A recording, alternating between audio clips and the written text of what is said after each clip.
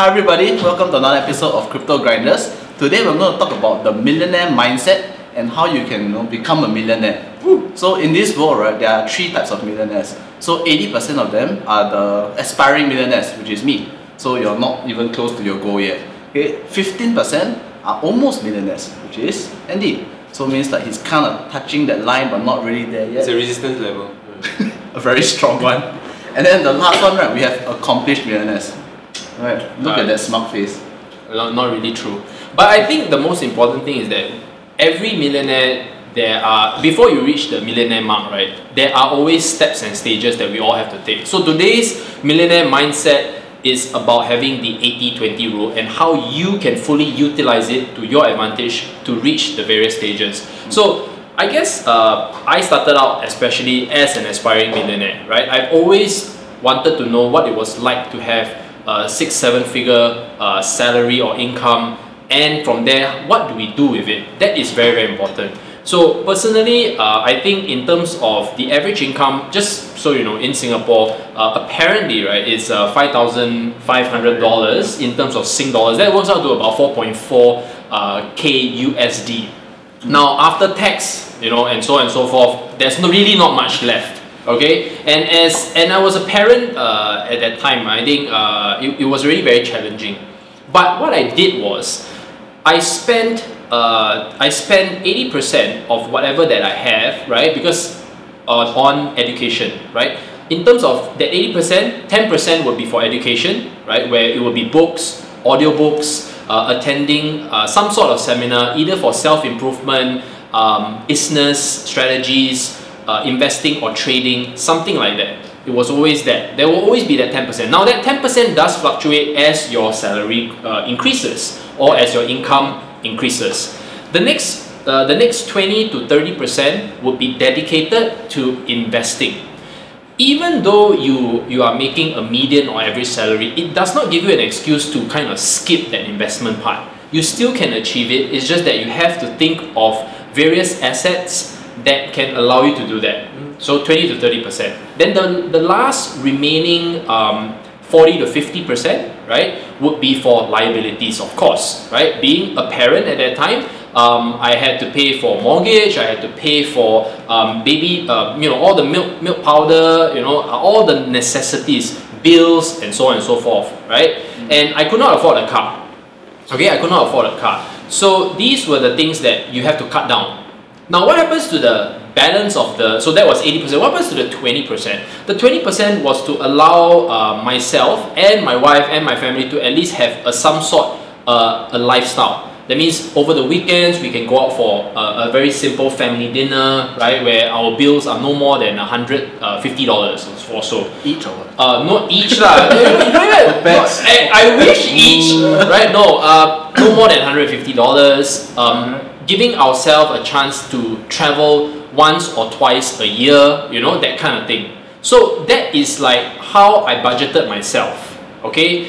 It's very important to have this kind of rule for yourself, because I realized that a lot of people go into debt because they overspend or they fail to invest or dedicate their funds appropriately to things that will help them generate and increase their net worth.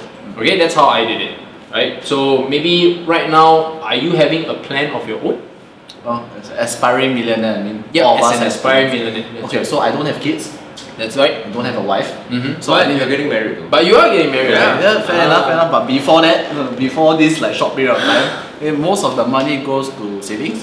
So I will put about half into savings. Then I'll put 20% into family and church, because religious, unlike you. And then the remainder will be on living expense. So that pretty much just covers food and transport, and maybe the occasional dinner out. And then I think that's about it. I didn't spend on education because I just use YouTube lah. Right. Yeah, because you can get very, very good information for free, right? I think that's possible. Okay. But then again, there are classes online that you pay a small amount and you can learn at a faster rate, because you don't have to do all the research yourself. So if you're working, then it might be worth paying $10-20, get those courses where they consolidate everything for you, and then that's a fast way to learn, and then learn stuff that kind of will make you money next time or make your life easier. Like I went to download how to use Python so that if ever the charts right hit certain levels, right, apparently you can program it so that it'll tell you they hit a level. Then you can go and check instead of having to manually check. Oh. So when I reach that stage, then have you? no, I can print hello world. So right now, how much do you find it a challenge to spend on education? If you were to spend on education, do you find it a challenge? If you were to need to buy a book, or that's anywhere from 40 to $100, do you feel that it's tight to invest in it? Depends on the book. Yeah. What would make you spend on $100 book?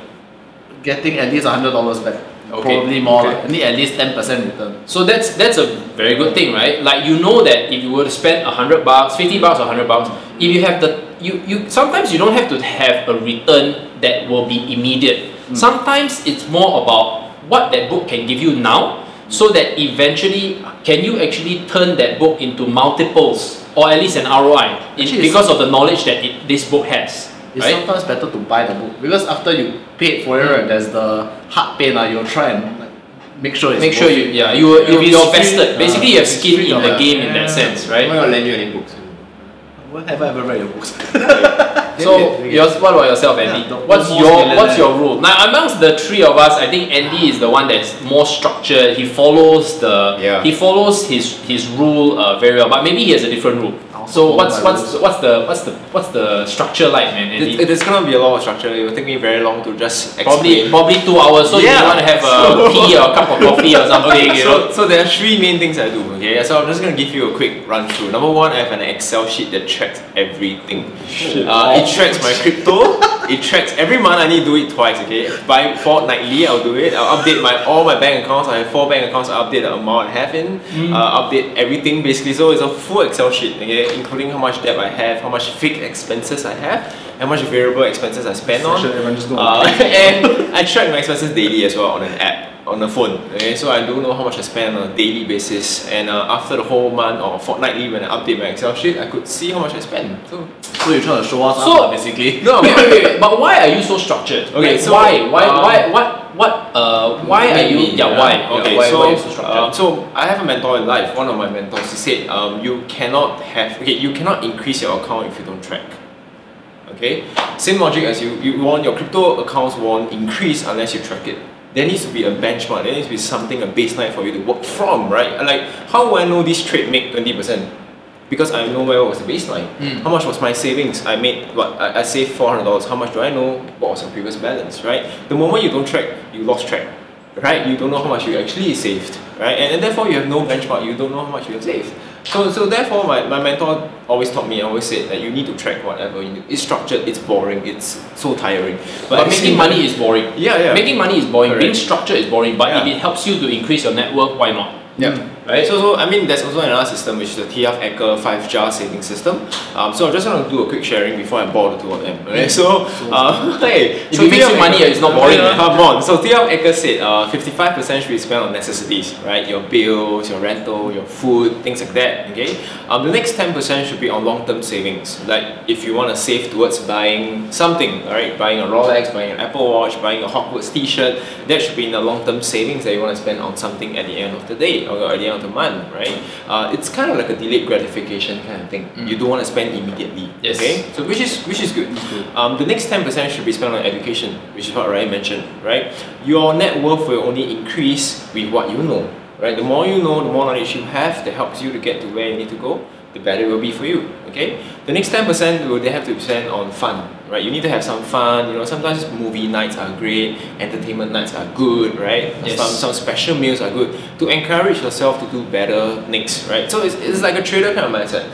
Sometimes I indulge myself with good food, which is quite rare, or I buy certain items for myself, which is tough too at the same time, you know. Question. But hey, stop. What? What's the difference between my delayed gratification fund and my entertainment fund? Okay, so entertainment fund is really more for what do you enjoy the most, right? What do you enjoy doing for family, right? Long-term savings could be you're trying to save up to buy a big ticket item. It could be a car. You could be trying to pay off certain debts. It's basically something you want to save for long term. Alright.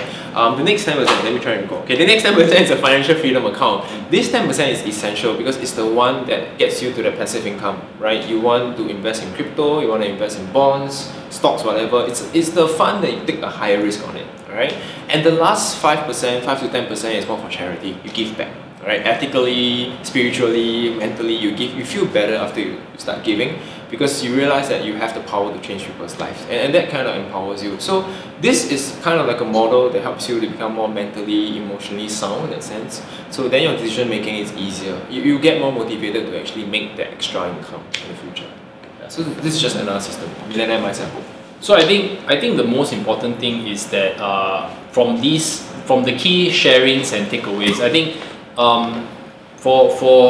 for Andy's structure, right, it is very it's very basic, but at the same time it helps you to be able to kind of form a kind of formula, right? Form a formula. Because if you don't have that formula, right, in your life, you tend to go overboard. Yeah. Right, when you go overboard, end up you tend to overspend. It's very natural. Everybody does it. Okay, and that is why I think firstly there are certain people who have made so much money. There are people who have made so much money, but they were not able to manage their expenses, and they were not able to continue to generate that kind of income, especially when there was a turn of events in their business or in their position in the company. Right? Yeah. And suddenly, because they are so used to the current lifestyle that they were at, and that turn of events was obviously a bad one, it kind of created they were not prepared.